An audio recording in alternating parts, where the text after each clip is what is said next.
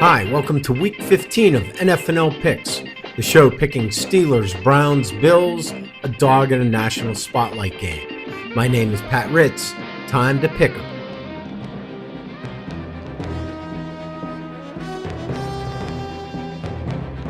We start Week 15 with the Bills traveling east to New England to take on the 1.5-point home dog Patriots. The Patriots won a close one earlier in the season, and the collision course is set for the Drake and Josh Show Part 2. Ellen put on another clinic last week against the Bengals in the snow, but the Matriots have rolled off 8 in a row since Buffalo, with 7 of those against teams with losing records. New England's D is definitely for real. The question is, can Buffalo's hold the line on the road? Foxborough is truly a hostile environment, but the Bills still feel like the better of the two teams based on who they've beaten.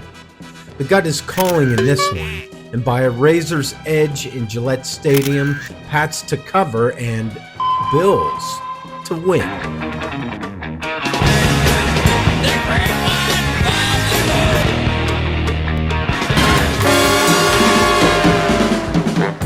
Up next, the 3-point road dog Miami Dolphins travel north to face the Steelers in the Berg.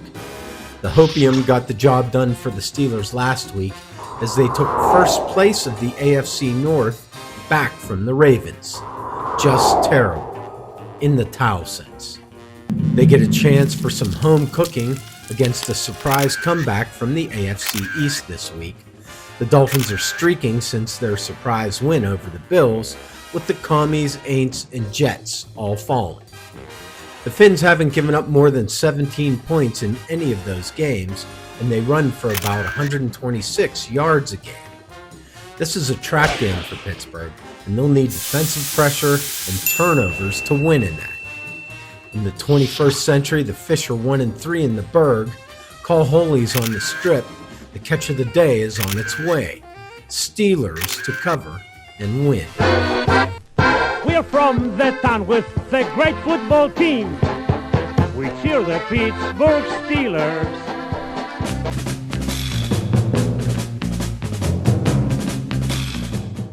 Third up, the 7.5-point road dog Browns travel west to face the Bears in the Windy City.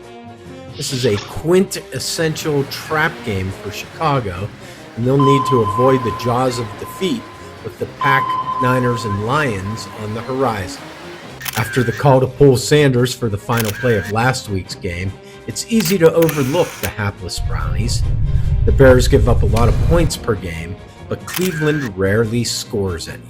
For Browns fans, the sack record chase continues with Myles Garrett just 2.5 away from history and 3 to set a new record. With all that being said, the Bears tend to win close ones. I expect more of the same this week. Browns to cover, Bears to win. Bear down, Chicago Bears.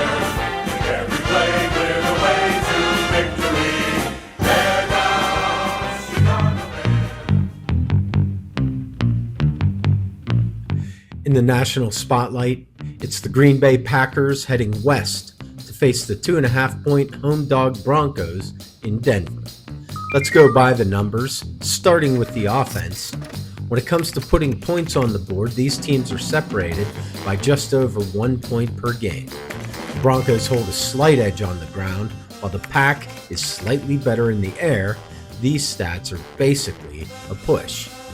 Now to the quarterbacks, where it's Jordan Love versus Bo Nix, and Love holds the edge throwing the ball for TDs, but Nix has also put 4 in on the ground. Love is definitely better at protecting the ball. Both complete their passes in the mid-60%, but Love dominates at QBR. When it comes to defense, both teams give up less than 20 points per game. Green Bay is a net positive in differential, Denver not so much. But the Broncos lead the league in sacks in a big way. So by my calculations, this should be a tight one. The Pack's turnover skills will be needed, but in Mile High with the Denver faithful in full effect, I see Denver's pass rush being the difference. Broncos to cover and win. To the dog now, where the Baltimore Ravens fly west to face the 2.5-point home dog Bungles in Cincy. Let's break it down to 3.5 points. First, Cincy already put a beatdown on the Ravens in Baltimore 2 weeks ago. Second, Burrow looked good against the Bills last week in a close one. 3.5, it's tough to win on the road in the AFC North rival games. I like the Bungles to rumble in their jungle, to cover and win. And let's take a look at the stats from Week 14, where things evened out, going 3-2 on wins and 2-3 on spreads. I'm going to be generous and call that a B-, with the asterisk going to the Steelers taking down the Ravens with a strong dose of hopium. Also, I want to thank everyone for taking the time to watch. Feel free to like, share, subscribe, and comment. They all help the algorithm reach more people. And remember, as someone somewhere may have sometimes said, keep grinning and picking.